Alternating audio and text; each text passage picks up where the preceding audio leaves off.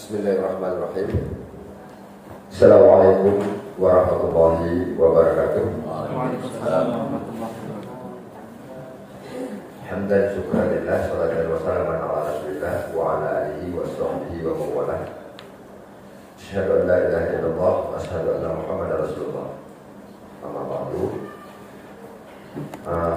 Puji disertai syukur sama-sama kita panjatkan kehadirat Allah Subhanahu wa taala.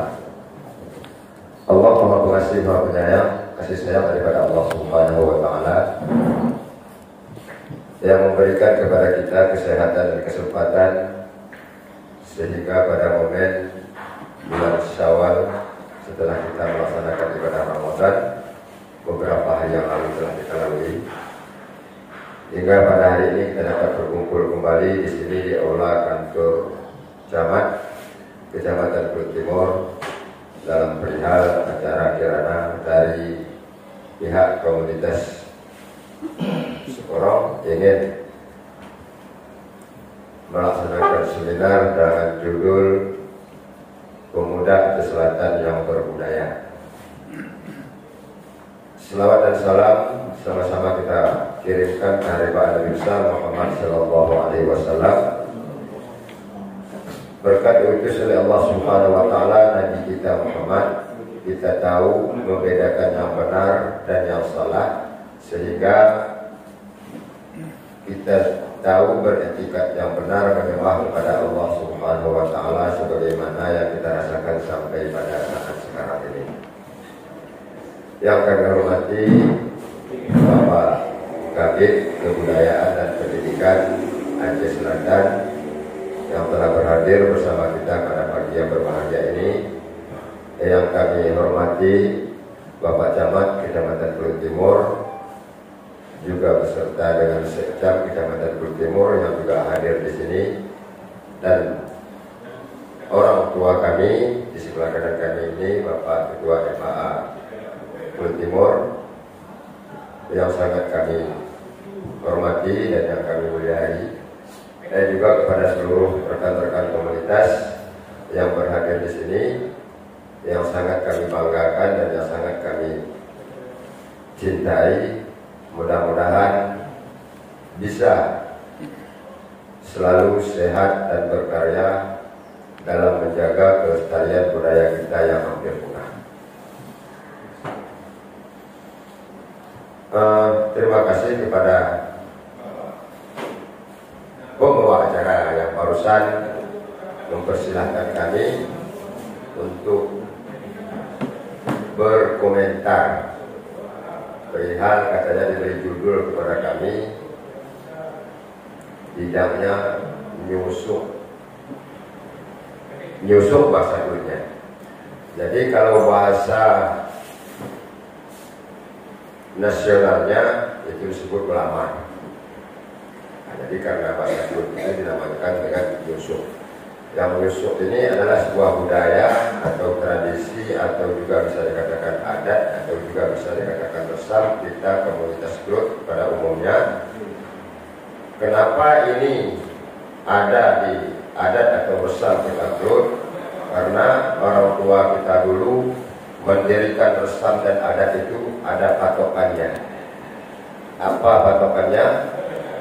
Katanya oleh orang tua kita dulu mengambil patokan resam itu sendinya kepada adat. Adat itu diambil sendinya daripada hukum. Hukum itu diambil pula sendinya daripada syara. Syara itu diambil sendinya kepada kitab Allah. Dengan itulah maka ada adat resam kita yang bermacam-macam namanya, termasuk yang barusan tadi yang dibahas oleh orang tua kami di bidang membujang tadi. Kenapa ada itu? Karena menurut hukum agama kita, kewajiban orang tua terhadap anak itu ada 4. Yang pertama sekali, kewajiban orang tua atas anaknya itu memberi nafkah selagi anak itu belum puasa, dia bisa mencari nafkah sendirinya. Yang kedua, mendidik. Dalam perihal mendidik ini sangatlah luas. makna dan intisari dari kata mendidik ini. Karena di mendidik ini melingkupi ruang yang tak terbatas. Kenapa kami bilang tak terbatas? Harus bisa mengarahkan si anak dari dunia sampai kepada tujuan akhir. Mana tujuan akhir kita? Yaitulah kepada alam akhirat. Nah, baru yang seterusnya sunat Rasul, yang ini dibebankan kepada orang tua. Sunat Rasul ada itu karena ada yang dinamakan hukum taharah di dalam agama kita. Taharah ini melingkupi daripada bersuci. Yang najisnya itu ada yang istilah kita di adat Islam kita mensucikan, ada berbagai macam cara. Yang pertama sekali bisa suci dengan air, dibasuh suci. Kemudian dibasuh, disapu dengan batu, disapu suci. Kemudian disamak, yang hukum najisnya lebih besar lagi. Dan yang keempat harus dibuang, karena tidak bisa dengan disapu, tidak bisa dengan dibasuh, tidak bisa dengan samak, maka harus dipisahkan dari anggota tubuh. Itulah yang dinamakan dengan sunat Rasul. Mengingat daripada itu tadi, yang keempatnya itulah nikah kawin, atau istilah kita adat di kampung mengatakan mengembalikan anak kepada keluarganya. Atau sebelum kita mengembalikan anak kepada keluarganya, itulah ada dengan proses. Kenapa prosesnya itu ada nusuk? Di dalam agama Islam, tadi untuk dominannya masyarakat Islam sudah dijelaskan sama orang tua kami tadi. Jadi kita singkatkan cerita saja. Di dalam agama Islam, dalam mencari jodoh itu ada 4 kriteria yang harus kita perhatikan dengan seksama dan harus teliti. Yang pertama sekali keturunan, yang kedua harta, yang ketiga akidah, yang keempat rupa. Nah, itu yang diwajibkan di dalam agama. Kenapa demikian? Yang pertama sekali tadi dibilang keturunan. Keturunan itu maka haruslah jeli antara orang tua dengan orang tua, agar jangan sampai nanti anaknya salah pilih. Nah, jadi jangan sampai nanti keturunan daripada calon yang dituju oleh anaknya itu mungkin tidak sesuai dengan kebanyakan orang. Nah, misal yang terputus nasab atau apalah, atau bagaimana, akidah yang berbeda, ataupun mungkin tidak ada keserasian di antara keturunan dengan keturunan,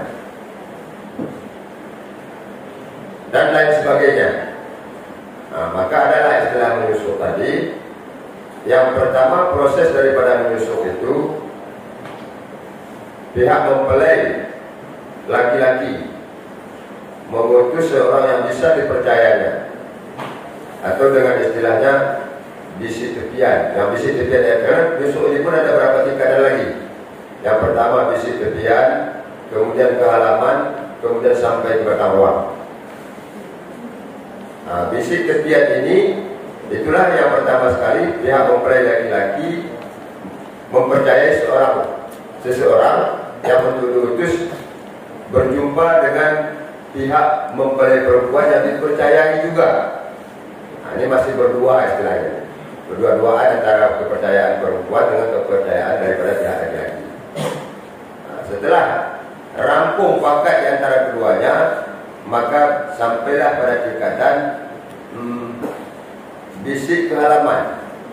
Bisik ke halaman ini baru pihak pemamuan atau paman daripada laki-laki bertemu dengan pemamuan perempuan atau paman daripada perempuan.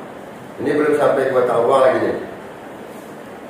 Nah, setelah pertemuan antara pemamuan atau paman dengan paman tadi, maka sampai tiba saatnya untuk diajak ke batang ruang. Ke batang ruang ini sudah sampai tingkatan kepada adat dan hukum.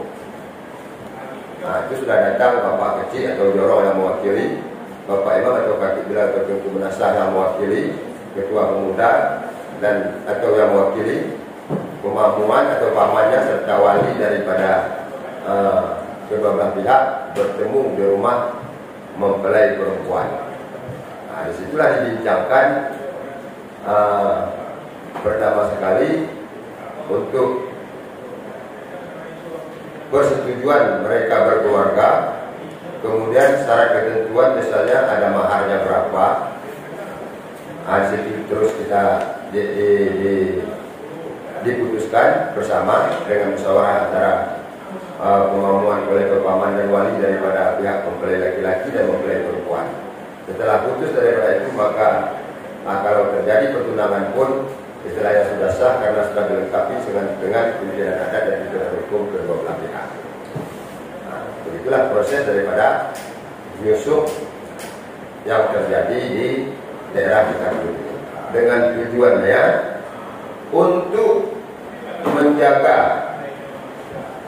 generasi daripada kita ini orang Klut lah pada khususnya, agar jangan terjadi pergaulan bebas seperti di luar sana.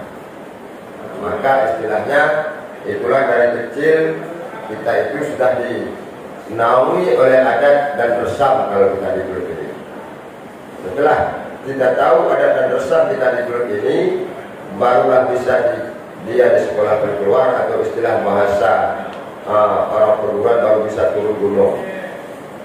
Kalau sudah turun gunung nanti karena prinsip daripada kita Klut ini, kalau kita menjaga binatang bisa kita tali, kita ikat atau bisa kita kandangkan. Tetapi kalau anak manusia tidak mungkin kita kandangkan, tidak mungkin kita tali, tidak mungkin kita ikat.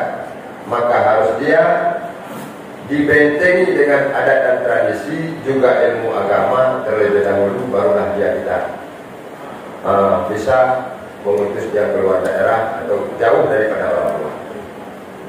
Maka daripada itulah orang tua kita di Klut ini pada umumnya mendidik anaknya dari kecil ke tempat-tempat mengaji, ke tempat-tempat menasah, atau mungkin orang tua itu sendiri yang berupaya mendidik daripada anaknya, memberitahu mana yang hak dan mana yang batil, mana yang halal dan mana yang haram, mana yang bisa dikerjakan, mana yang tidak boleh dikerjakan. Pada umumnya orang tua kita di Klut pasti memberikan itu kepada anak-anaknya. Sedangkan dilaksanakan proses yang sedemikian itu karena sekarang ini budaya, tradisi dan resam kita di Klut ini hampir sama sekali tidak lagi kita bilang mencuat, karena anak-anak kita di Klut ini sudah terlalu dini diantar keluar daerah, tidak lagi mendapatkan pendidikan adat dan resam, tidak lagi mendidik dengan kriteria agama, sehingga waktu dia keluar dia lebih cenderung mengikuti budaya luar. Contohnya saja seperti hari raya sekarang ini, Lebaran sekarang ini, kalau tradisi kita Klut ada istilah sumbang berjalan. Kalau pemudi yang bukan muhrim berdua-duaan sumbang di pandangan, itu sumbang berjalan namanya. Jangankan sumbang di perbuatan, kalau sekarang itu tidak lagi sumbang. Kenapa kami bilang demikian? Salam hari raya kita sudah mengikut salam orang luar, sudah sepakat fikih. Padahal dia bukan muhrim. Kalau kita Klut, kalau dulunya itu tabu sekali, pantang sekali kalau kita dulu orang Klut. Karena kalau dia bukan muhrim, tidak boleh dia bersentuhan yang selain daripada telapak tangan. Nah itu tradisi takbir.